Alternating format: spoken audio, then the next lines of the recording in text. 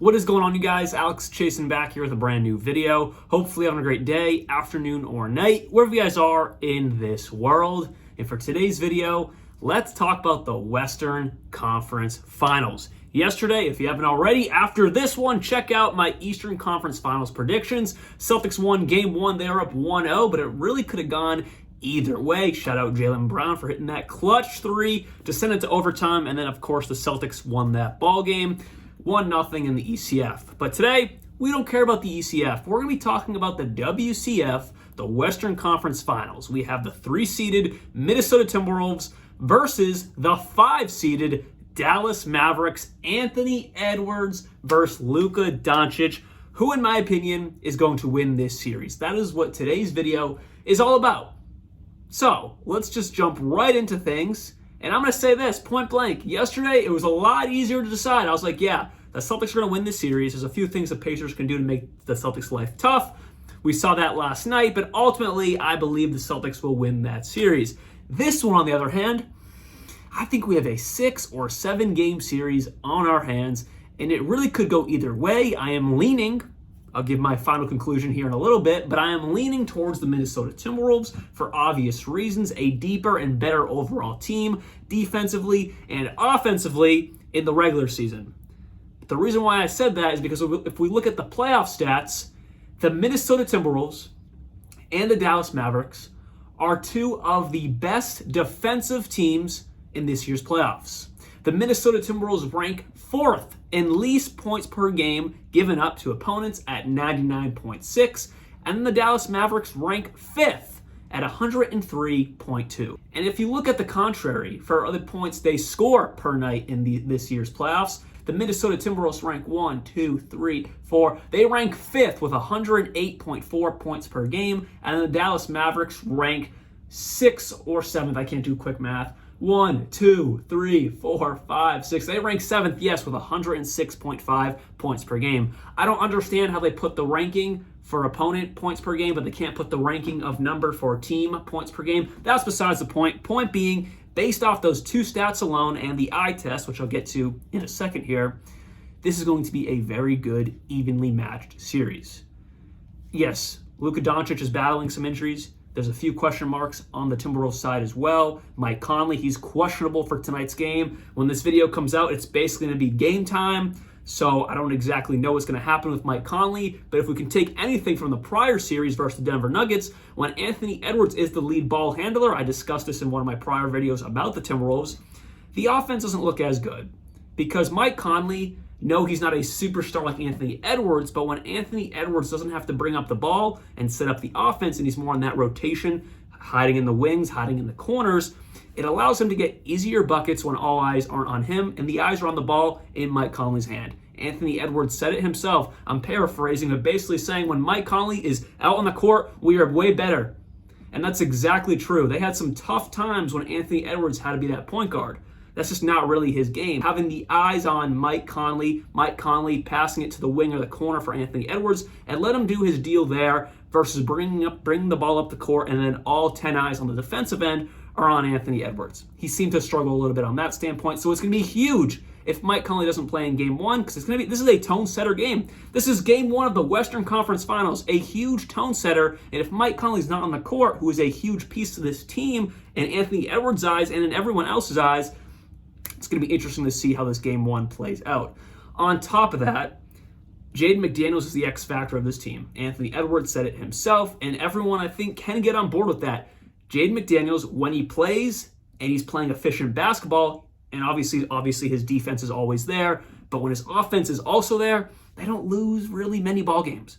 So that's something I'm really looking forward to in this series. Can Jaden McDaniels carry over what he did versus the Denver Nuggets? Flawless defense. I can think of 10, 15 amazing blocks or different defensive plays right now for McDaniels from last series versus the Denver Nuggets. Can that carry over? And also the offensive game. He had 21 points in the back end of that series, and a huge I think it was Game 6 to put it to Game 7. 21 points. I think he was like 3 for 4 from 3. Can that Jaden McDaniels show up in this series? And I think it will, because that's just what he's been doing pretty much this entire season and playoffs. It's going to be there, but can that carry over into the biggest moments of these playoffs for the Minnesota Timberwolves? As for the Mavericks, they are the obvious and betting underdogs. They are a plus 148 to win this series. As for the Timberwolves, they are a minus 178. So the Mavericks, of course, get the edge there on the betting side. But even on the other end, just thinking about it, the Minnesota Timberwolves have been playing some of the best basketball in these playoffs. As of right now, I think they are the favorites to win the championship. Because the Celtics, they've had the quote-unquote easier road. They struggled last night and, grappled out a win against the Pacers, who are a good team, but nothing like what the Timberwolves have been playing.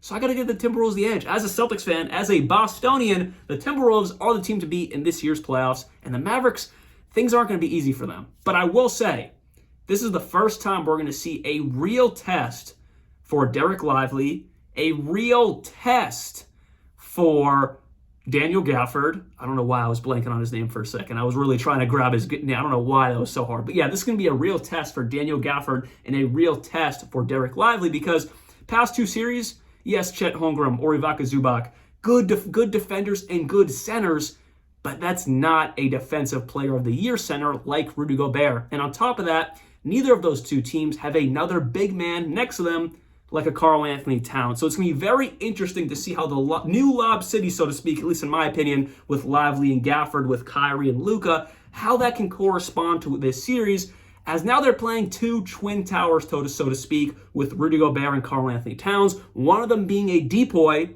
that being Rudy Gobert. It's going to be quite interesting to see how that transpires and if they can really block that out, that being the Minnesota Timberwolves. If Rudy Gobert and Karl-Anthony Towns can block out that Luka and Kyrie connection with Gafford and Lively, because that's been key in this year's playoffs for the Dallas Mavericks. Those have been huge, big plays. Luka throwing it halfway down the court for an easy lob and transition to Lively or Gafford. Can that stay consistent, or is Rudy Gobert and Cat going to lock that down? Looking back at regular season games this season with the Mavericks and Wolves, it looks like they put McDaniels on Luka Doncic, and then Anthony Edwards watches Kyrie Irving, and I absolutely love that. You're going to put your best defender on the opponent's best player, of course, and I just can't wait for this McDaniels versus Luka Doncic, assuming that's what it's going to be. I don't think they're going to switch that up because it obviously works. McDaniels is one of the best defensive wings in this league. He proved that this year. Stamp it. That's a fact. So I'm excited to see how that matchup plays out in the Western Conference Finals. And then how Anthony Edwards plays against another star in Kyrie Irving, who he's averaging 22 points per game in this year's playoffs. He's no slouch. Of course, he gets overshadowed by Luka, but we cannot forget they got Kyrie Irving, who plays amazing basketball. So I'm very interested to see how this plays out for the Dallas Mavericks and see how this plays out for the Minnesota Timberwolves. But if I have to lock one in, they're the team to beat. So give me the Minnesota Timberwolves. I don't think it's going to be easy. I'm going to say Wolves in 6. It could go 7. I don't see it going 4, obviously. I don't see it going 5.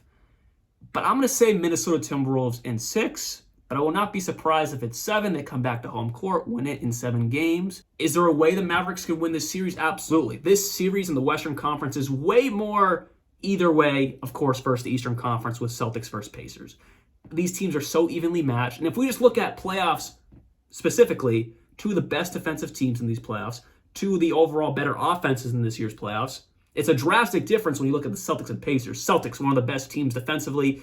Pacers, one of the worst teams defensively. So it's a big difference over there. Over here, both evenly matched, both star-studded players on both sides that are going to get each other playing well. So I'm excited to see the game tonight and excited to see how the series plays out. Give me the Minnesota Timberwolves in 6, but it could go 7. See y'all very soon talking about these playoffs. What do you think? Let me know down in the comments below who is coming out of this series and who is going to the NBA Finals. Like always, peace out.